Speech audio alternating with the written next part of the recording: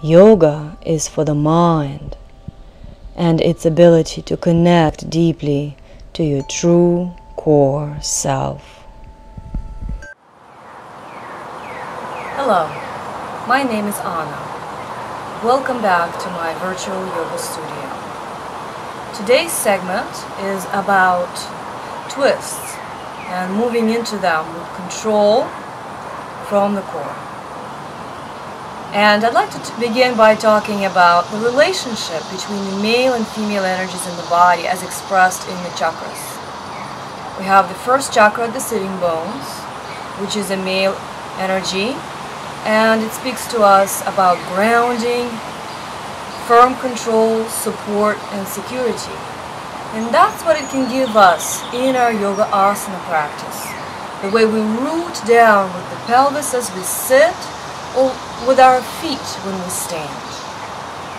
Then we have the second chakra in the hips and the lower pelvis, and it is more of a female energy governed chakra. It talks to us about fluidity, openness in the hips to emotional experiences as well. The third chakra in the solar plexus, yet another male energy governed chakra, and it provides control, a certain anchor deep in the core that allows the mobility in the second chakra to be supported.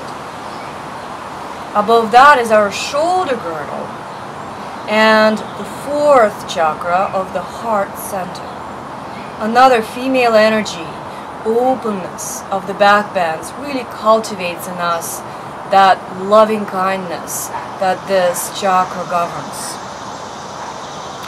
And in twist, we can really begin to think about balancing those male and female energies in our own body. The first chakra helps us to root down. The second chakra allows that root to be also open to tapping into the strength of the third chakra.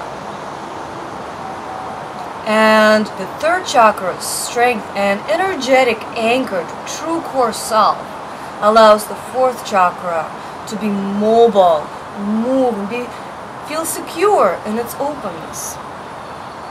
So when we do our warm-up for a yoga practice, don't just breeze through it.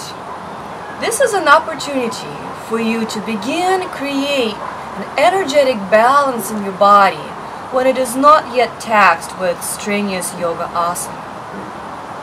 For example, since today's segment is about twists, the simple twists you often do in the beginning of the practice could already be an introduction to the way you can root down with the sitting bones, firm and open the hips, the lower belly, feel connected deep to the core with neutral pelvis and full diaphragmatic breath, and also open through the shoulders. The heart center is soft. When you inhale and lift your arms up, for example, inviting that sense of openness, and on the exhale, twist, say to the right, notice what happens to the sacrum and to the sitting bones on the floor. Go to the other side and explore. Focus on creating a sense of rootedness in the sitting bones.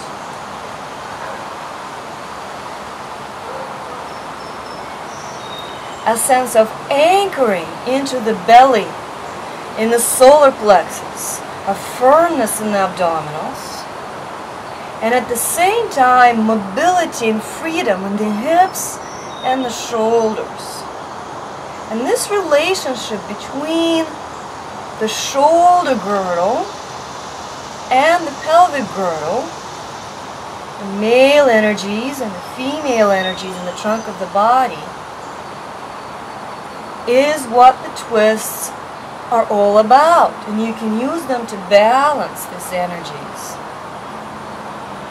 If you allow your pelvis to shift into the twist with you, then you're losing control of the male energy,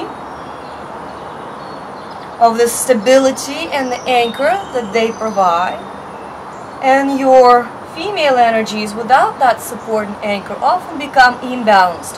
You get pinch in the sacrum or slouchiness in the shoulders as you go into the twists.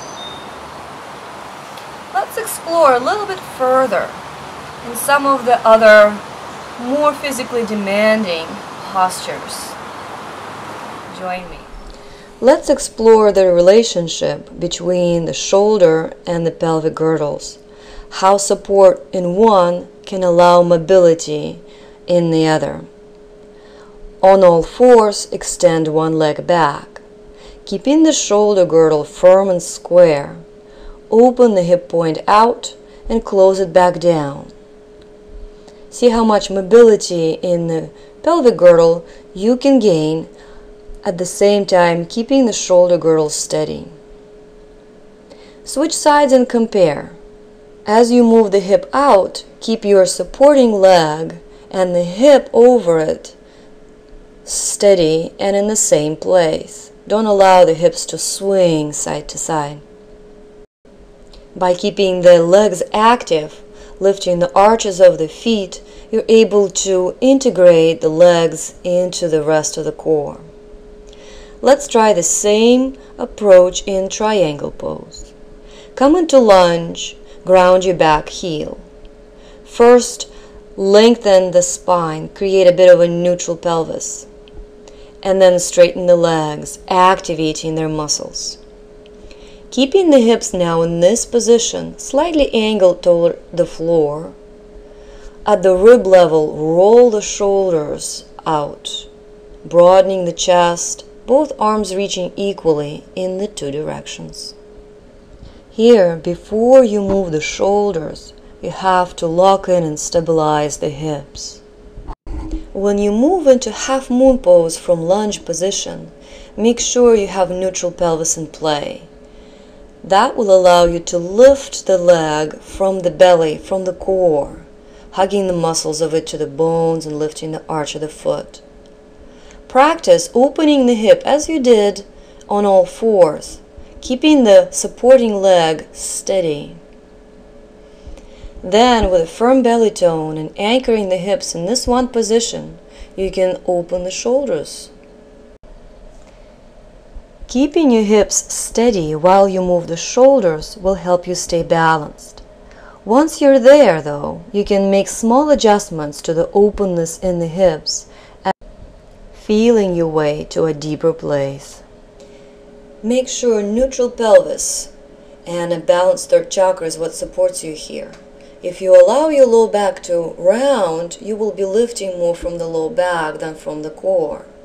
With neutral pelvis and full diaphragmatic breath, it is easier to lift the leg and open the hips while staying in control. Then, keeping the hips anchored, roll just the shoulders. Keep that top hip point slightly angled toward the floor and complete the rotation at the rib level. This will allow you to move in and out of the pose with control as well. The same principles apply to any deeper twist. Stay tuned for more from Anna's Virtual Studio. Namaste.